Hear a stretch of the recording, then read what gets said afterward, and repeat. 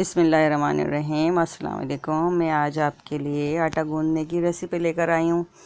नई बच्चियाँ जो आटा गूंदना शुरू करती हैं तो वो बहुत आटा गूंदने से जान छोड़ाती हैं। हमारा सबका कॉन्सेप्ट है कि मतलब आटा हम बहुत अच्छा सा गूंदेंगे तो फिर वो रोटी हमारी बहुत अच्छी नरम बनेगी।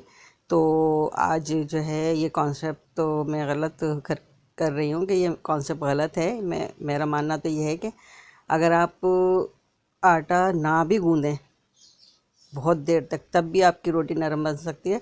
और वो किस तरह से चलें देख लेते हैं। तो मैं आटा गूंदना शुरू कर रही हूँ। तो इस तरह से हम जो है पानी थोड़ा डालेंगे। थोड़ा पानी डालने के बाद थोड़ा थोड़ा सा करके हम आटे को मिक्स करते चले जाएंगे। तो थोड़े थोड़े से आटे को मिक्स करेंगे और बहुत कस के हम इसके अंदर मुट्ठी नहीं मारेंगे, सॉफ्ट हाथों से इसको गूंदेंगे। और आटा गूंदने के लिए हम कोई बर्तन तो ज़रूर लेते हैं जिसमें कि हमें आटा रखना होता है। तो हम अपने पास ही रखेंगे वो बर्तन, और जो आटा एक जगह जमा हो जाए तो वो उसको उठा के हम डिश में रख देंगे। तो इसी तरह से और जो फिर जमा होगा तो रख देंगे। तो इससे ये होगा कि हमारा पैन जो है हल्का होगा और जल्द से जल्द जो है ना सिमटने में आ जाएगा, आटा जल्दी से सिमट जाएगा आटा।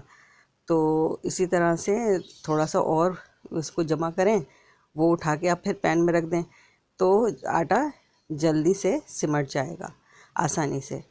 तो ये इस तरह से हमने ये सिमट गया था। फिर थोड़ा सा और अब हल्का हल्का पानी डालते जाएंगे, बिल्कुल कम कम, ज़्यादा नहीं डलेगा पानी बहुत थोड़ा थोड़ा डालना है ताकि सिमट जाए आटा एकदम। ज़्यादा पानी से वो फिर सिमटता नहीं है ठीक से। तो इसलिए हम थोड़ा थोड़ा पानी डालेंगे और आटे को समेटते रहेंगे इसी तरह से जैसे आप देख रहे हैं। इसी तरह से बस ये देखें, ये एकदम से सिमट गया आटा। तो अगर मैं इस टाइम पे आपसे ये कहूँ कि हमारा आटा गुंद गया तो आप तो बोलेंगे कि ये किस तरह से, ऐसे कैसे गुंद गया आटा, अभी तो समेटा ही है ना हमने। लेकिन अगर देखा जाए तो ये जब सिमट गया सारा आटा तो समझें हमारा आटा गूंद गया। और ये आटा गूंदने के बाद ये हमने सब इसमें रखने के बाद एक छींटा पानी का डाला है, इसलिए जो जगहें थोड़ी सी खुश्क हों वो एक सी हो जाएं। तो ये मैंने पानी के छींटे के साथ अब इसको दोबारा बाउल में रख दिया।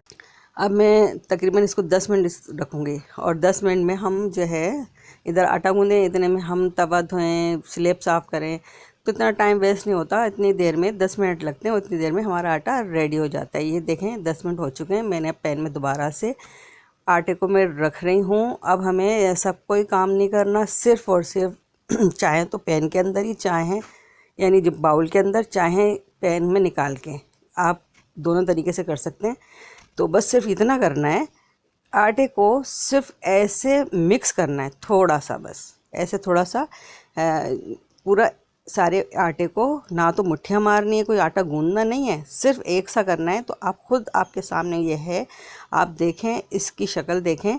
ये ना तो हमने आटा गूंदा है, कुछ भी नहीं किया, कोई मुट्ठी नहीं मारी। आप देखें बिल्कुल एक सा है, ना कोई फटापन है, कुछ भी नहीं है। वरना आप देखें जिस वक्त हम आटा गूंद रहे होते हैं, हम गूंदना शुरू करते हैं, वो फटता चला जाता है, हम गूंदते चले जाते हैं, तो कितना टाइम लगता है। आप देखें बस ये इतना से ही मैंने किया है और ये 10 मिनट रखा है। बस ये आपके सामने है कि कितनी मेहनत है, इसमें कुछ भी मेहनत नहीं है। चाहे तो थोड़ा सा ऑयल का हाथ लगा दें। तो बस ये देख लें, ये आटा रेडी है बिल्कुल।